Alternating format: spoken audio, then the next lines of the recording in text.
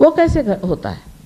क्योंकि जब आप कोई भी राग सुनते हैं, कोई से भी गाना सुनते हैं, कोई सा भी संगीत सुनते हैं, या आप कोई नाटक देखते हैं या कोई नृत्य देखते हैं, कोई भी चीज़ होती, तब आपके अंदर विचार की श्रृंखलाएं शुरू हो जाती। जैसे आज माँ आपका बोलेंगी, अब ये नृत्य चला, मतलब आप अगली बात सोचने लगे, या आप ये सोचते हैं कि भाई इन्होंने नृत्य किया, अब इनका कहीं और नृत्य क्यों ना किया जाए, बड़ा अच्छा नृत्य किया, ये किसने नृत्य किया। हर तरह के विचार आपके दिमाग में घूमने लग जाते हैं कि आप सोचते हैं कि इस नृत्य की छानबीन होनी चाहिए, और वो भी इस बुद्धि से, तो सारा आनंद उसका खत्म हो गया। जब आप किसी चीज़ के और देखकर सोचने लगे, तो उस चीज़ को बनाने वाला जो कलाकार है, उसने जो कुछ बनाया और उसमें जो आनंद उंडेला है, वो सब खत्म हो गया। आपके विचार ही चलते रहे एक के बाद एक। कोई सी भी सुंदर वस्तु है, जैसे कोई सुंदर सा बना हुआ कालीन है, अगर उस कालीन की ओर हम नज़र करें, तो अगर हम देखते रहें, बस देखते रहें, और ये ना सोचें कि कितने का आया, कहाँ से आया, क्या हुआ, इसको कैसे ले लें, तो उसका जो आनंद है, उस कलाकार ने जिस आनंद से उसे बनाया था, वो पूरा की पूरा ऊपर से गंगा जैसे बहने लगता, गंगा ऊपर से बहता है। यह सिर्फ आत्म साक्षात्कार के बाद घटित होता है, क्योंकि आप निर्विचार में समाधिस्थ होने से आप उसको पा सकते हैं। आगे चल करके हम नाभि चक्र पे आते हैं। नाभि चक्र से ही कमल जैसे ब्रह्मा निकल कर के ये सृष्टि करते हैं, जिनसे कि हम सौंदर्य दृष्टि को प्राप्त करते हैं। लेकिन जब हम नाभि चक्र पे आते हैं, तो नाभि चक्र ये हमारे खोज का चक्र है। नाभि चक्र से हमने खोज शुरू की। माने ये कि जानवर से ही सोच लीजिए कि उसने खोजना शुरू कर दिया। शुरू में वो खाना पीना ही खोजता रहा।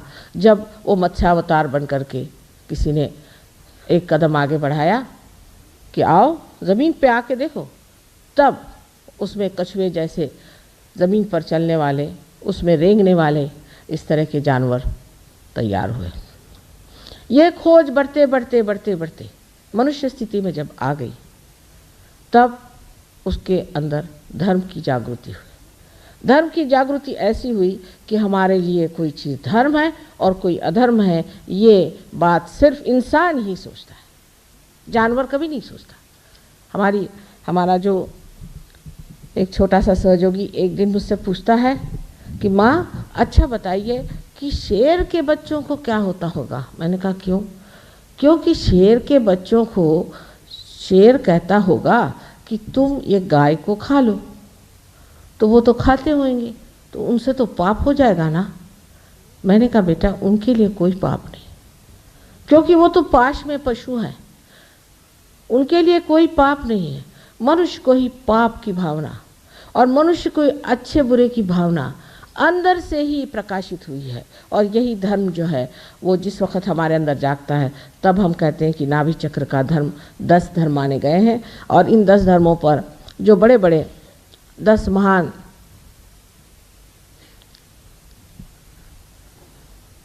आदि गुरु स्थापित किए गए हैं, उनको जगा देने से कुंडलिनी हमारे अंदर धर्म की स्थापना कर देती।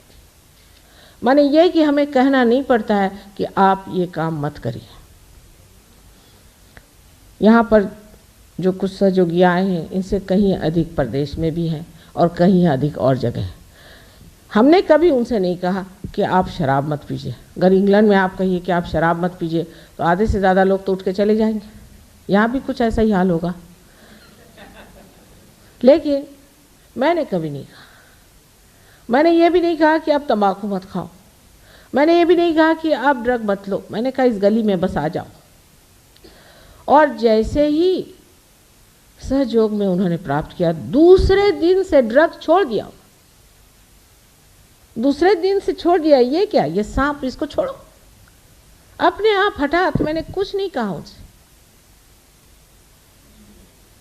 नाभि चक्र के जो कुछ भी दोष हैं, जैसे कि हम गलत गुरुओं के पास जाते हैं। एक गुरु के पास गए, जिसको देखो उसको हम नमस्कार करते फिरते हैं। तो गुरु तत्व जो है वो नाभि के चारों तरफ स्वादिष्ठान के माध्यम से फैला हुआ है। स्वादिष्ठान उसके चारों तरफ घूमता है और उसकी जो परिधि बनती है उसमें हमारा गुरु धर्म बनता है। तो खोज में आदमी फिर गुरु के पास पहुँचता। पहले तो और जगह भी खोजता है, सत्ता में खोजता है, पैसे में खोजता है, इसमें खोजता है, उसमें खोजता है। जब वहाँ भी नहीं मिला तो चलो भाई किसी को गुरु बनाना चाहिए। तो वो गुरु बनाने की जगह जैसे हमारे घर में एक नौकर रख लेते हैं उस तरह से गुरु रख लेते हैं। उनके यहाँ रसद रुपया जाते रहता है, इतना रुपया उसको दो, उसका इतना रुपया दो, उनका खान पीन देखो, उन लोग का खाना पीना देखो तो आश्चर्य होता है कि इतना कैसे खा लेते। उनकी ये व्यवस्था करो, उनकी वो व्यवस्था करो, और वो आराम से अपने बैंक में रुपया भेजते रहते। उनको भी एक इतना सा भी विचार नहीं आता कि मैं जो व्यवहार कर रहा हूँ क्या ये मेरे गुरु का व्यवहार है। और जो उनके शिष्य हैं, जो उनके आगे नतमस्तक होकर घूमते हैं, उनको भी विचार नहीं आता कि इसका चरित्र क्या है, गुरु जैसा है। इसका तो पूरे समय लक्ष्य हमारे जेब पे ही है, तो भी हम इसी की ओर क्यों दौड़ते जा रहे हैं।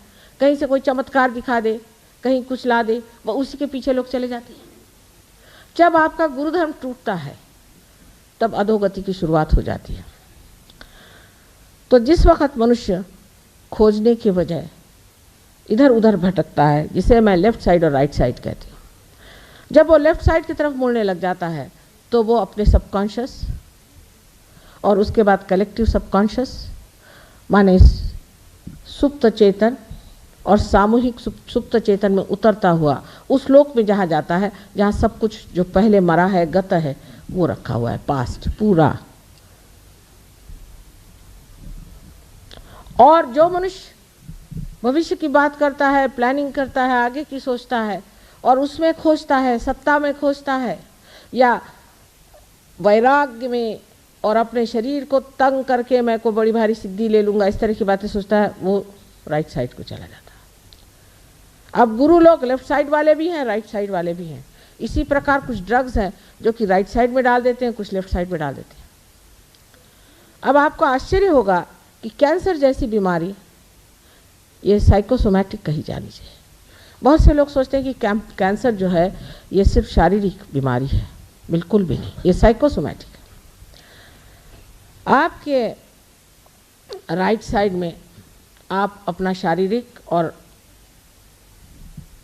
बौद्धिक कार्य करते हैं और अपनी लेफ्ट साइड में आप मानसिक कार्य करते हैं। अंग्रेजी भाषा तो ऐसी कमाल की है कि सबके लिए एक ही शब्द माइंड है, चाहे वो बुद्धि हो चाहे मन हो।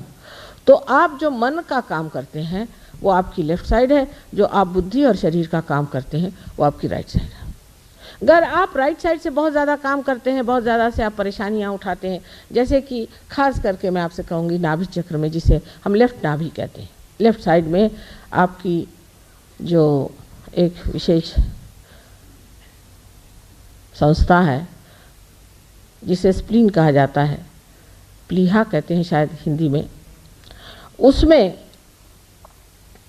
जब आप अति उसको इस्तेमाल करते हैं, माने इस तरह से कि सवेरे आप उठते ही साथ अखबार पढ़ा, अखबार पढ़ते ही साथ पहले वो गड़गड़ गड़गड़ होने लगा, स्पीडोमीटर है वो हिलने लग गया, इसको मारा उसको मारा, दुर्घटना हुई, ये वो अखबार विश्वामित्र जी के जो क्षमा करें किंतु सेंसेशनलाइजेशन जो शुरू हुआ है कि सनसनी खेज चीज़ों की, वो सनसनी बेचारा आपके पेट में जो बैठा हुआ ये स्पीडोमीटर है इस पे असर कर जाता। उसके बाद उठे, जल्दी जल्दी भागे, आपने सोचा कि चलो जल्दी से मोटर पकड़ें और जाएं, तो मोटर के सामने बहुत सारी चलाते चलाते जैम हो रहा है, कुछ हो रहा है, उसमें आप परेशान पहुँचते पहुँचते दफ्तर में पहुँचे, कब पहुँचे वहाँ से फिर परेशानियाँ, खाना ठीक से खाया नहीं, बीबी ने ब्रेकफास्ट दिया, मुँह में ठूसते हुए चले जा रहे हैं। ये सब चीज़ें आपको पता नहीं कितने नुकसानदेह, इससे ब्लड कैंसर होता है।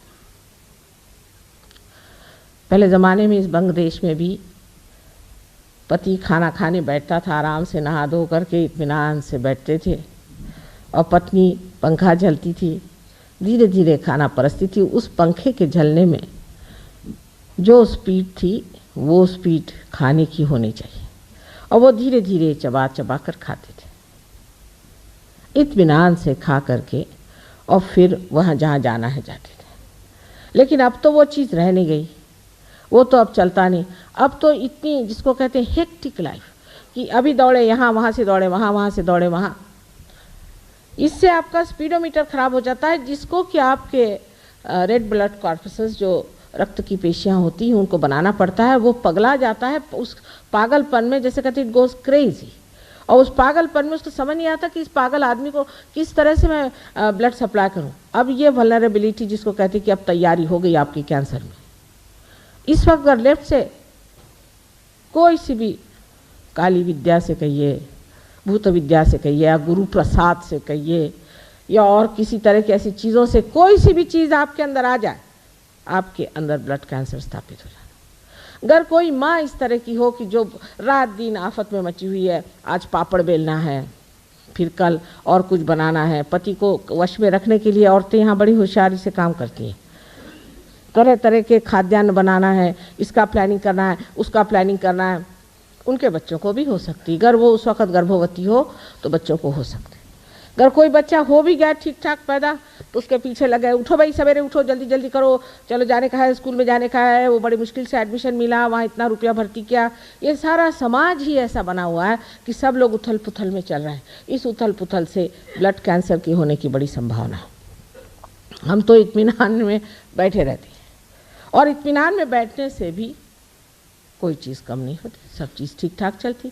हमारे विचार से तो ऐसी कोई बात नहीं कि जिसके लिए मनुष्य इतनी जल्दी मचाए या हड़बड़ी करे। अब इसका इलाज कैसे होता है? इलाज ये होता है कि जैसे ही कुंडलिनी आपके नाभि चक्र में आ जाती है तो शांति प्रस्थापित हो जाती है, मनुष्य शांत हो जाता है, शांतिपूर्वक सब देखते रहता है, और वो शांति उसको कहती है शांत हो जाओ, शांत हो जाओ। जैसे अब हमें तो जाना है प्लेन में और बाकी सब परेशान हैं कि आपको जाना है, चलिए चलिए, आखिरी मिनट ये छोड़ वो छोड़। भाई मैंने कहा जाना मुझे क्या, आपको है, मुझे जाना। आप क्या बहुत एंक्शस है कि मैं जाऊं? तो छोड़िए, आप मुझे जाने दीजिए, मैं आराम से। अब कभी कभी मजाक भी हो जाता है कि बड़े जल्दी पहुंचे, वहाँ देखा क्या कि प्लेन अभी 8 घंटे लेट है। मैंने पहले ही कहा था कि क्यों इतने जल्दी से आ रहे हो, घर से आराम से चलो, पहले पूछ ही लिया होता। लेकिन ये जो हड़बड़ी का स्वभाव है, जो हड़बड़ हमारे अंदर है, एक उसका उदाहरण मैंने दिया कि आजकल के वातावरण में किस तरह से कैंसर के आप एक उसके आमंत्रण के आंगन बन जाते हैं, जिससे कैंसर आप पे असर कर जाते हैं। अब लंदन में हमने 3-4 लोगों का ब्लड कैंसर ठीक किया, तो मैं ये नहीं कहूँगी कि मैंने किया, उनकी कुंडलिनी का जागरण करके वो ठीक हो गए, मैंने कुछ किया नहीं, उनकी कुंडलिनी जागृत हुई, वो ठीक हो गए। लेकिन इस हड़बड़ के सिवाय अनेक और प्रकार के हम दोष करते हैं, जैसे कि अब डॉक्टर लोग तो यहाँ एक से एक, आप जानते हैं कि कितने बड़े बड़े डॉक्टर लोग हमारे साथ लगे हुए हैं, और इनको जब हम समझाते हैं तो ये ऐसे मुंह फाड़ के देखते हैं बात को कि माँ कैसे कह रही, किंतु हम इसे सूक्ष्मता से जानते हैं। आपके अंदर जो सूक्ष्म चीज़ है वो ये समझना चाहिए कि आपके शरीर में शांति होनी चाहिए, आपके मन में शांति होनी चाहिए, आपके सारे अंग जो है शांति से बने होने चाहिए। हड़बड़ी करने से इस तरह का रोग हो जाता है। पर इससे भी बढ़ के गहन बात एक ऐसी बताऊं, सूक्ष्मता, कि आपके यहाँ भी अभी कुछ डॉक्टर्स बैठे होंगे जो नहीं जानते हैं, न मानते भी शायद न हो, कि जिस वक्त ये स्वादिष्टान चक्र चलता है, इसको एक तो पेट के जितने भी ऑर्गन्स हैं उनको संभालना पड़ता है, माने लीवर हुआ, आपके पैंक्रियाज हुआ, और स्प्लीन और किडनीज आदि सबको संभालना तो पड़ता ही है। इसके अलावा ये जो सर में, इसे मेंदू कहते हैं, जो मेद से बनता है, ये जो ब्रेन हमारे सर में है, इस ब्रेन के लिए इसको ग्रे मैटर, पेट की जो फैट है उसको परिवर्तित करके, ट्रांसफॉर्म करके अपने ब्रेन में भेजना पड़ता है। ये उसका मुख्य काम नहीं है, एक और काम है। लेकिन जब आदमी बहुत सोचता है, आगे की सोचता है, प्लानिंग करता है, ये करता है, वो करता है, हर समय उसकी खोपड़ी सोचती रहती है, तब ये कार्य एकमात्र उसे करना पड़ता है और बाकी सब काम बिल्कुल ठप हो जाते हैं, इसीलिए लोगों को लीवर का ट्रबल हो जाता है। खासकर मैं देखती हूँ कि आपके कलकत्ते में लोगों को लीवर की बीमारी बहुत ज़्यादा है, क्योंकि ये सूर्य नाड़ी है और सूर्य नाड़ी बहुत चल जाने से मनुष्य को सूर्य की जहाँ बहुत और ताप हो और ऊपर से सूर्य नाड़ी बहुत चल जाए तो ज़रूरी है कि बेचारे इस स्वादिष्टान चक्र को इतनी मेहनत करनी पड़ती है कि वो जो एक लीवर है उसे वो देख नहीं पाता, इसलिए यहाँ लोगों को लीवर की बीमारी हो जाती। फिर डॉक्टरों ने उसका नाम बनाया माइग्रेन। माइग्रेन कोई चीज़ है नहीं, सब बेकार की बातें।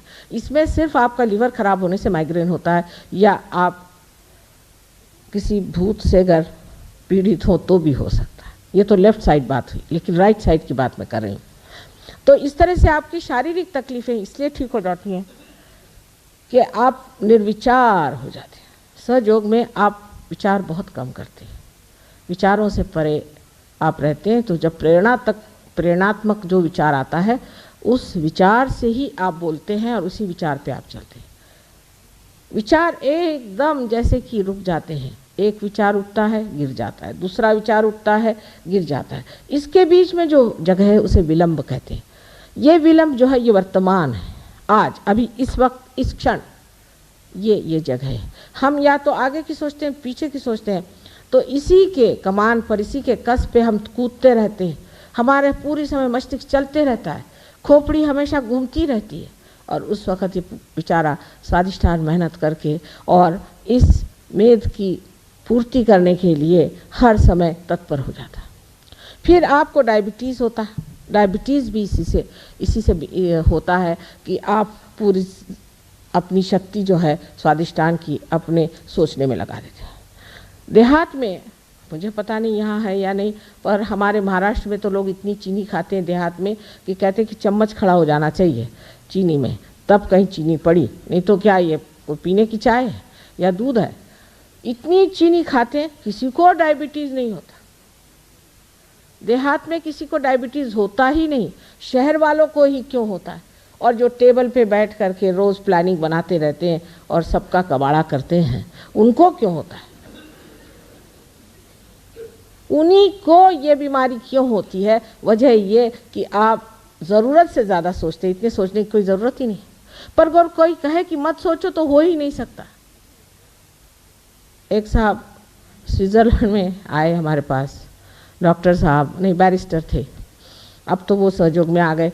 वो एक अल्जीरिया के बहुत बड़े बैरिस्टर हैं, वो स्विट्ज़रलैंड में आए और मुझे कहते हैं कि माँ चाहे मेरी गर्दन काट दो, चाहे मेरा सर फोड़ दो, पर ये विचार ठहराओ मैं पागल हो जाऊँगा।